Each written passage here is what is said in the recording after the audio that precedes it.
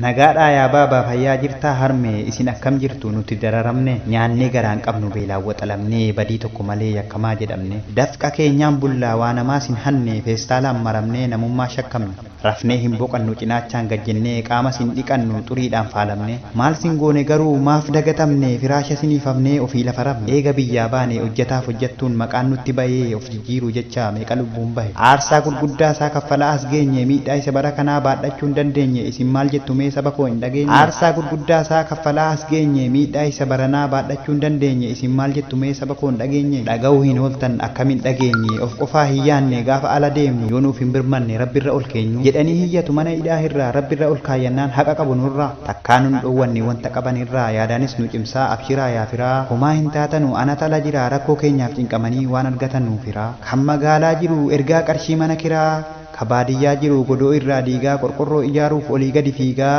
dhagaa keessa jiraatanii cabanii faadhiigaa hundaa danda'anii ijaaran maatiidha meeshaalee nuuf ergan harkatti isaatii kalafarra ciisu afanii firaashii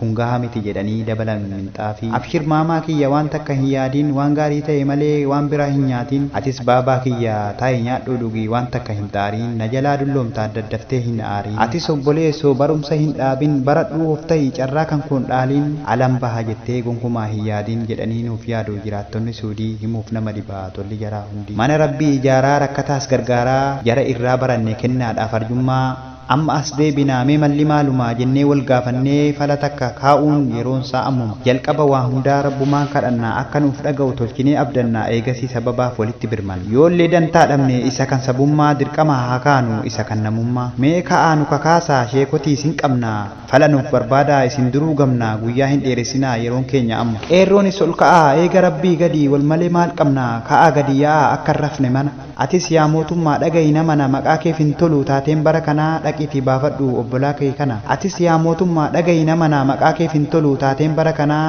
dhaqiitii baafadhu obbolaa kee kana duroo baasaa turte kan mul'anne hidhaa ka alanaa kuni si fakkaate cidha duroo baasaa turte kan mul'anne hidhaa ka alanaa kuni si fakkaate cidha waan siin jennu hin qabnu nuti wanta biraa ka'iitii adeemi mootii suudii biraa seeraan ala dhufanii eeyyee badiin jira nagaadhaan naaf galchaa gara biyya kiyyaa ansirraa fudhachuuf qophii ta'een jira jedhiitii dubbadhu lammii kee fudhadhu iyya keenya kana adaraa birmadhu atis siyaasa bakuu mootummaatti iyyadhu gargaarsa barbaannaan waan qabdu kennadhu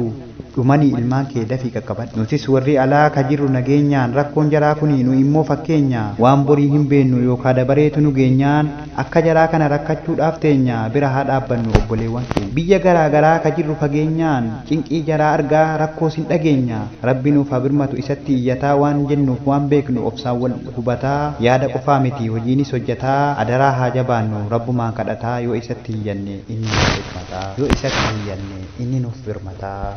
qopheessaan obboleessa keessan wazir abbaa macaa waan dandeenyuu fi waan beeknu haala nuuf mijatee fi haala nuuf laafeen obboleewwan keenyaaf sagalee haa taanu jechuun barbaada. Nama dubbiin galuuf rabbiin waa taasisu jaraa miidhiin waa hunda taasisu rakkoo muumintoota kan jara yaachisu nama diinee kanaaf fidaa of taasisu rabbiin waa taasisu jannatatti yaale alaa kitaabillahi sunnatu rasuuli.